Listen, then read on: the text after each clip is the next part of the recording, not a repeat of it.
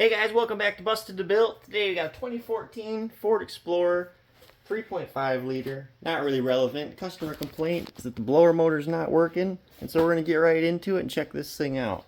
And right here from the driver's seat, we'll turn the HVAC on. Blower speed there all the way up, and we got nothing happening at all.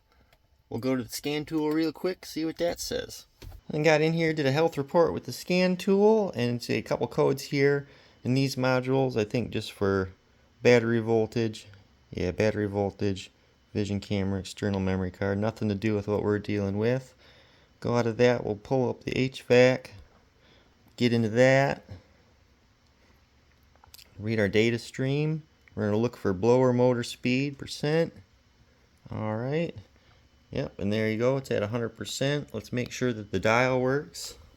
And so here we'll adjust the blower speed down. Percentage goes down. We'll adjust it up. Blower speed comes up. So anyway, everything seems to be working on the control side. We're going to get right under the passenger side floor here, and we're going to look and see what's going on. Alright, now we're at the passenger floorboard. What we're looking to do is gain access to the blower motor, and we can do some testing right here at the blower motor connector. So this is a little shroud cover, kick panel, whatever you call it. But anyway, it's got 3 screws that are holding this thing on. We'll zip those out real quick.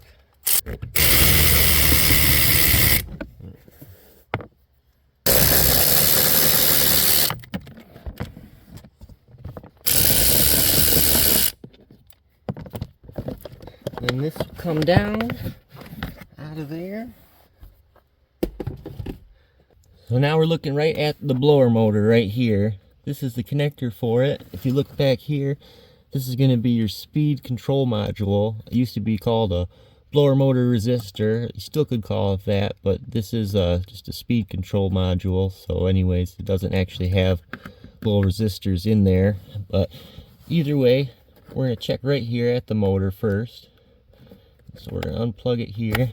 First thing to look for, make sure these aren't melted. Your blower motor carries some of the highest amperage, anything that's running on your vehicle. So you always want to check and make sure that connector's not melted onto it. But now we'll see if we got power right here at the motor. And I've got this sweet little headlight test lamp connector thing I've made. And that's just so we can put a good load on the circuit. So this headlight's about a 5 amp draw.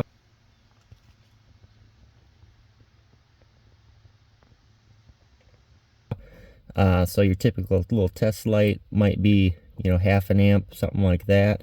So this was put a good load on the circuit, verify that everything's got a good connection to even run a blower. And those will just spade right into the connector. Just like that. Alright. So we'll turn the ignition on. And right there, we got power to the blower motor. And so if we hit the speed controller, that will dim our light.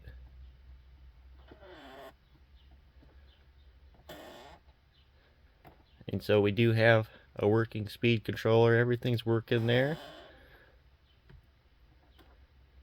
Back up. Excellent. So we just confirmed that that was working.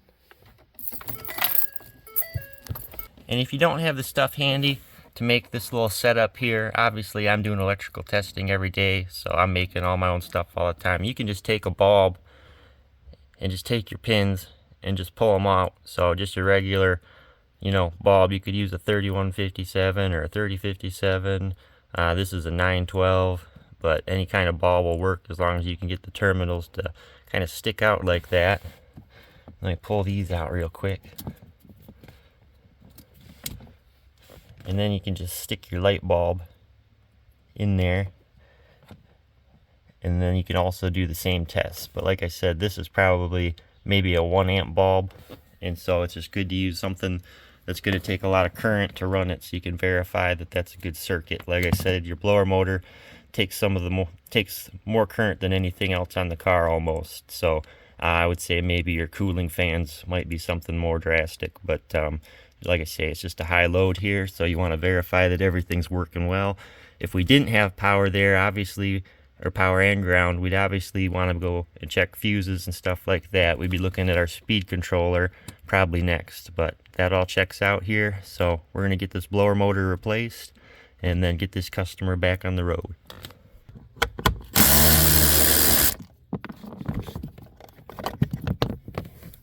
And once you get this little cover off, this is just your fresh air vent. Recirculates air from your HVAC back onto your blower motor to actually cool it. But that's actually your lockdown for the blower motor. Then you just give it a little twist, maybe a little shake, and it'll come right out. Alright guys, just got our new blower motor. Auto parts there, just taken off. And so we're going to get this guy popped in. And right out of the box here. So this is just going to be your standard aftermarket motor here. Usually come with a pigtail, unless you're getting OEM just right from you know, the dealer or wherever. If you get them online, a Motorcraft one, it'll have the correct connector molded right into this. But then it looks like we've got a new little vent piece and retainer here for it. So we'll get this guy slapped up in. And installation just opposite of removal. Up and in, hopefully up and in, and a twist. Nice. Now we're going to get rid of this old little vent tube here. Gets replaced with this thing. It's just a little different make to do what we got to do here. But that'll still slip in pretty much just the same. Yep. Just like that. It comes with a new screw. That guy up in there.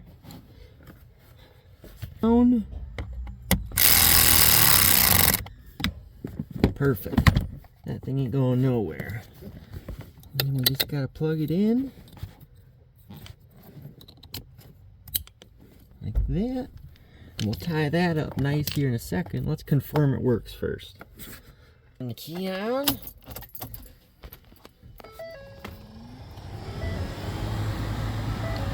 And there she took right off.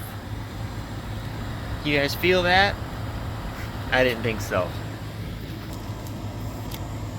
Beautiful. Seems to be working just right. So we'll shut her down.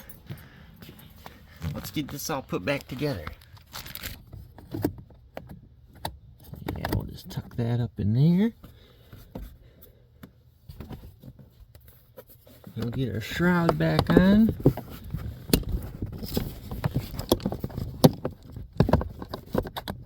Oop.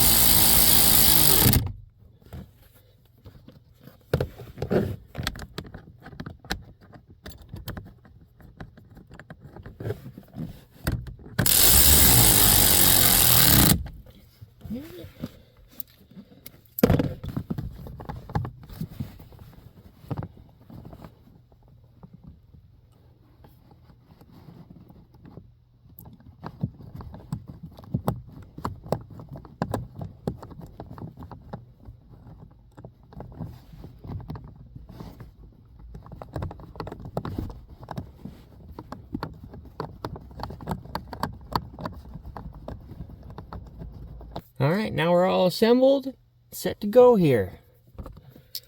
Yep, we're in here, everything's working great. Turn it up, and up she goes.